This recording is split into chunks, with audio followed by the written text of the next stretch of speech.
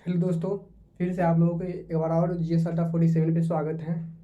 और आज का जो लेक्चर है वो बहुत ही अच्छे लेक्चर है और बहुत ही धमाल वाले लेक्चर हैं, क्योंकि जो यूपीएससी का एग्ज़ाम है, जो आप भी जानते हैं कि इसका नोटिफिकेशन बहुत पहले आ चुका है। और उसके अनुसार से जो यूपीएससी का एग्ज़ाम है वो 28 मई को एग्ज़ाम होने वाला है।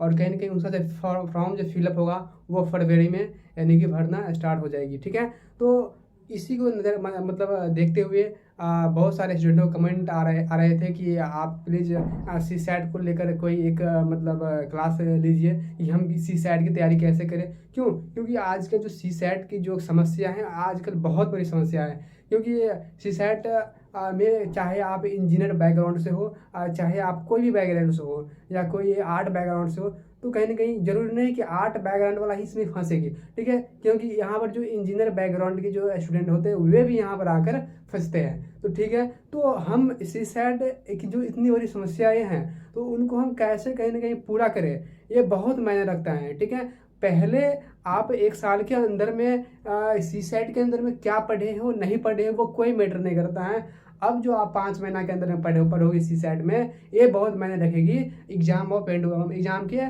पॉइंट ऑफ व्यू से।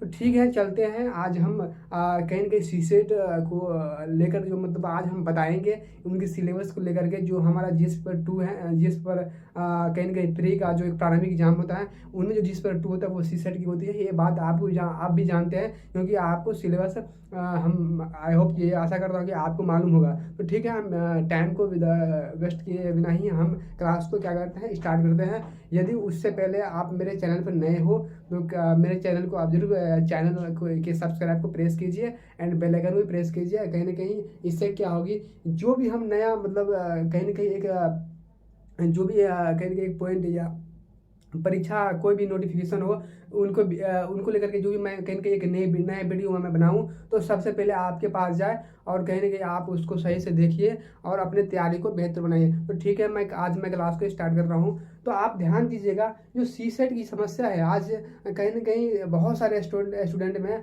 कहीं ना कहीं मतलब बहुत सारी समस्याएं देखने को मिलते हैं। ऐसे कि मैं पहले भी आपको बता चुका हूँ, चाहे कोई भी क्यों ना बैकग्राउंड हो, सी सेट एक बहुत बड़ी समस्या बनकर उभर गई है। कैसे? क्योंकि सी सेट को कहीं ना कहीं बहुत सारे जो स्टूडेंट होते हैं, जो इंजीनियरिंग बैकग्राउंड का होता है, चाहे कोई भी स्टूडेंट हो, उसको बहुत ही हल्के में ले लेता है। बट इसका कहीं ना कहीं रिजल्ट क्या आता है, जब वह इसका परिणाम आता है तो कहीं ना कहीं वही स्टूडेंट जो उसको हल्के में मतलब लिए हुए रहते हैं वो कहीं ना कहीं कुछ नंबर से फेल हो जाते हैं। तो बाद में उसको कहीं ना कहीं पछतावा आता है कि मैंने क्या किया कि मतलब सी सेट में कहीं ना कहीं जो मैंने गलतियाँ मतलब किया वो कहीं न कहीं हमारे ऊपर बहुत ही मतलब एक भारी बनकर उभरा।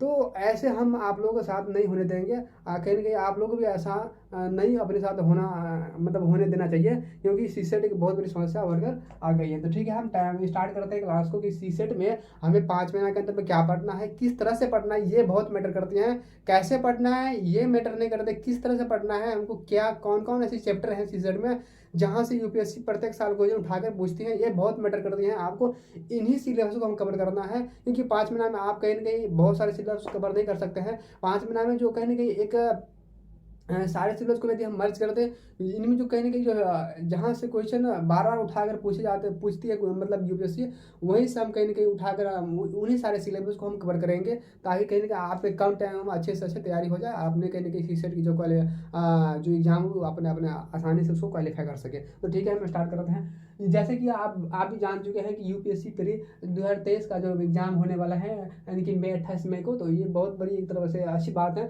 लेकिन आप लोगों का तैयारी भी होना चाहिए, ये भी बहुत एक तरफ से अच्छी बात होना चाहिए हमारे विचार से।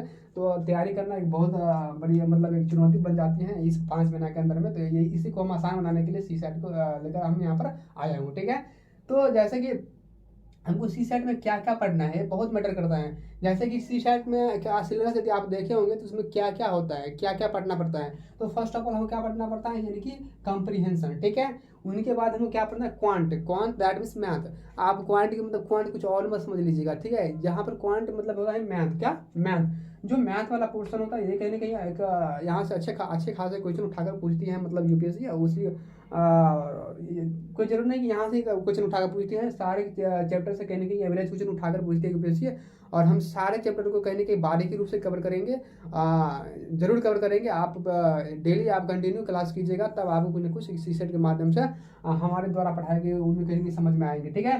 तो ठीक है, उसके बाद क्या आता है रीजनिंग, ठीक है। रीजनिंग तो कहीं ना कहीं ऐसा नहीं है कि हम किसी एक मतलब एक चीज़ को पकड़ करके, यानी कि एक जैसे कि हम यदि हम पॉइंट को ले लें या कंप्रीहेंशन को ले लें या हम रीजनिंग को ले लें, ठीक है। कोई स्टूडेंट ऐसे होते हैं टॉपर सब ऐसे मतलब अपने बोलता है कि मैं केवल मैथ ही पढ़ा था और मैथ पढ़कर ही मैंने सीसेट को क्वालिफाई कर लिया। तो हमको टॉपर के बातों में मत नहीं जाना है, ठीक है। कोई जरूरी नहीं कि टॉपर सच ही बोला होगा कि मैं केवल मैथ ही पढ़कर सीसेट को क्वालिफाई कर, हमको नहीं लगा है, दैट इज इम्पॉसिबल। क्योंकि आप ऐसे नहीं बोल सकते कि हम मैथ को ही पढ़कर हम सीसेट क्वालिफाई कर लेंगे। तो कहीं ना कहीं आप एक बहुत बड़े चैलेंज को स्वीकार कर रहे हो, कहीं ना कहीं आप वो आपको कहीं ना कहीं ये कहीं ना कहीं मतलब एक साइड भी कर सकता है, ठीक है। मेरे कहने का मतलब आप लोग समझ गए होंगे। तो ठीक है, हम स्टार्ट करते हैं। तो हम सबसे पहले सीसेट में क्या करेंगे, तो हम सबसे पहले किस चीज़ को लेना है हमको, यानी कि मैथ को लेना है। क्या लेना है, मैथ को। हम मैथ को कवर करेंगे, क्योंकि मैथ एक ऐसा सिलेबस है जो प्रत्येक विद्यार्थी को इंटरेस्ट होता है। मैक्सिमम ज़्यादा विद्यार्थी को, प्रत्येक विद्यार्थी को तो नहीं इंटरेस्ट होता, लेकिन बहुत सारे स्टूडेंट उसको मतलब इंटरेस्ट होता है। तो हम इसीलिए हम मैथ को स्टार्ट करेंगे, ठीक है।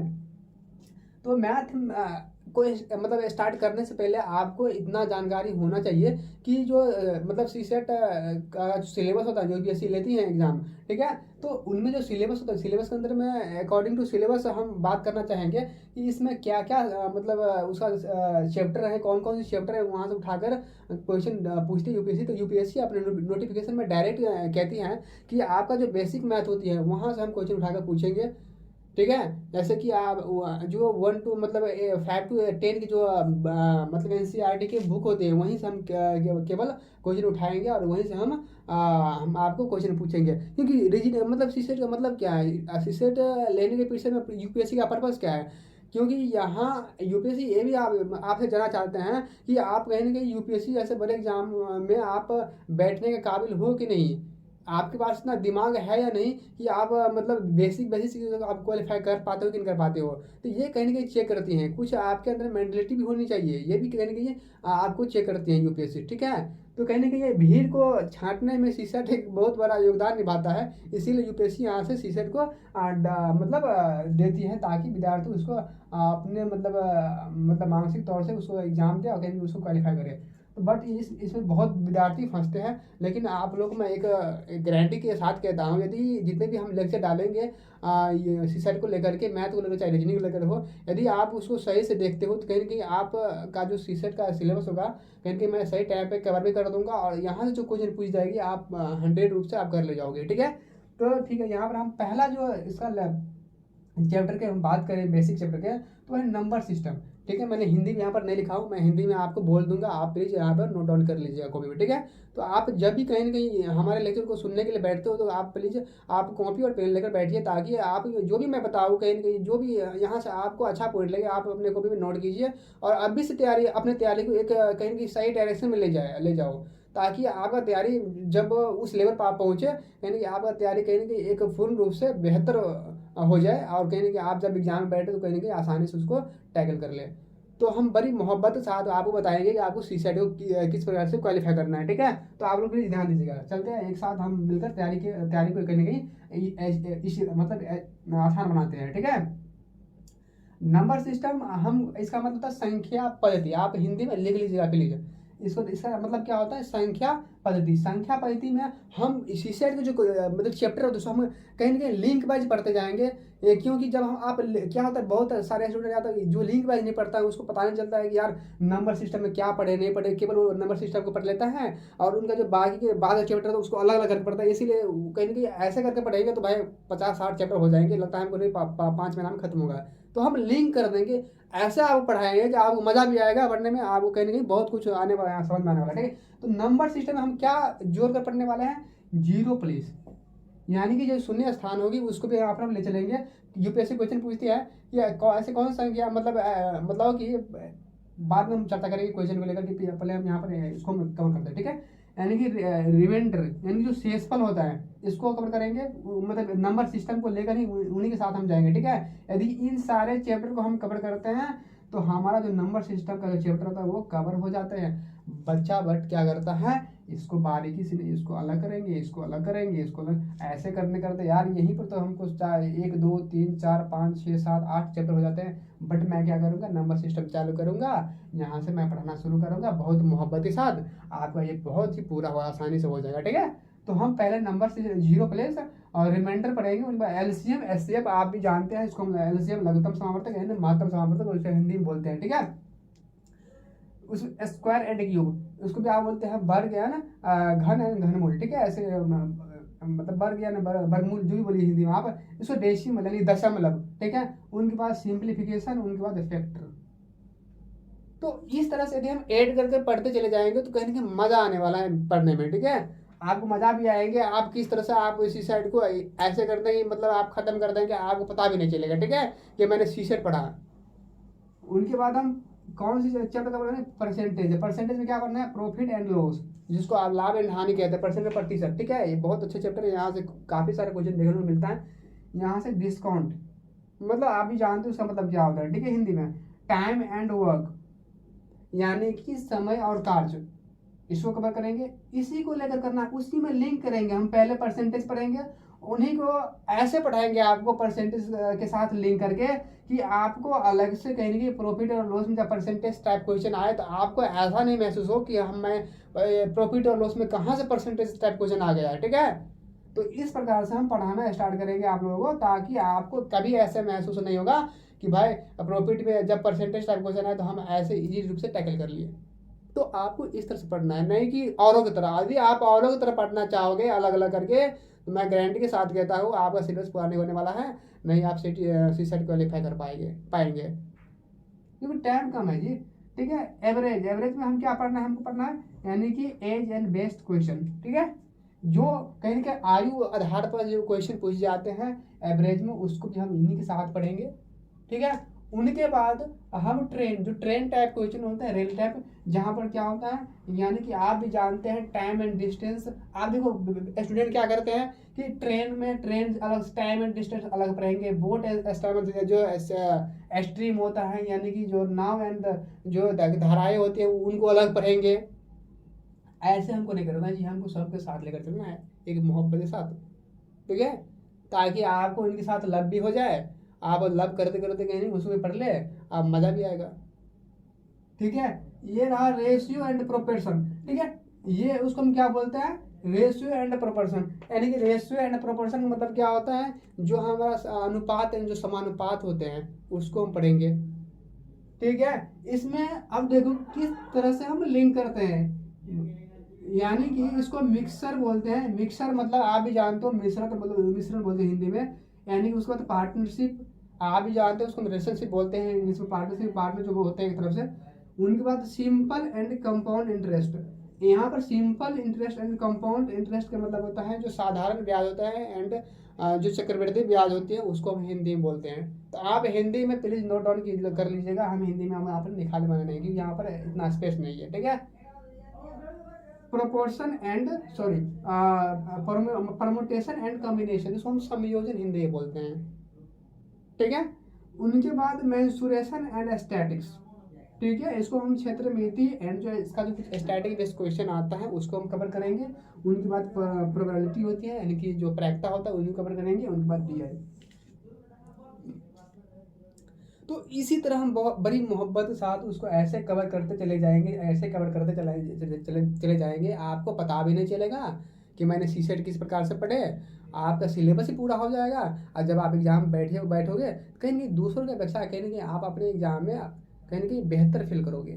तो मज़ा इस प्रकार से आए ना कि कभी कहा जाता है यार कि आप पढ़ो इस प्रकार से कि कहीं ना कहीं जब आप एग्जाम में बैठो ना तो कहीं ना कहीं तब आपको एहसास हो कि भाई जब मैं पढ़ा उसका कहीं ना कहीं मुझे बेनिफिट एग्जाम में मिल रहा है। पढ़ना आपको ऐसा नहीं है कि मैंने किसी भी चीज़ को यदि आप तैयारी करते हो ना तो कहीं ना कहीं उसका तैयारी एक 100% के तैयार साथ करो, नहीं कि आप ऐसे करो कि 50-50 कर लो, तो फिर आपका तैयारी 50-50 के रूप में होने वाला है। ठीक है, तो आप जब तैयारी करना स्टार्ट करते हो ना, तो आप कहीं ना कहीं उसमें ऐसे तैयारी करो कि आपको अपना इसमें सारा जान झोंक दे। यदि मैं एक बात आप मेरा प्लीज ध्यान रखिएगा कि आप एक साल के अंदर में जो 12 महीना होते हैं ना, 12 महीना में यदि आपका 6 महीना बीत चुका है तो 6 महीना मैंने क्या पढ़ा मुझे उससे कोई मतलब नहीं है। बट जो आने वाला 6 महीना है ना, आप उसमें क्या करोगे, आपका क्या रणनीति क्या होना चाहिए, आप क्या डायरेक्शन होना चाहिए, आप क्या इसमें यहाँ पर थिंकिंग होना चाहिए, ये बहुत मैटर करते हैं पढ़ाई में। तो प्लीज आप अपने तैयारी को बेहतर बनाइए, क्योंकि बहुत सारे ऐसे स्टूडेंट कमेंट करता है ना कि सर मुझे इतना टाइम है, इसको ऐसे कैसे तैयारी करें। यस, मतलब you have the tackle between the minimum time हो, ठीक है। यदि हम कम से कम टाइम में बहुत सारे काम कर सकते हैं तो इसको क्यों नहीं कर सकते 2 महीना में। यदि आपका इरादा सही हो ना, तो कहीं ना कहीं आप किसी भी चीज़ को करने में असफल नहीं होंगे, चाहे कोई भी काम क्यों ना हो। तो बस आपका इरादा सही होना चाहिए किसी चीज़ को करने के लिए।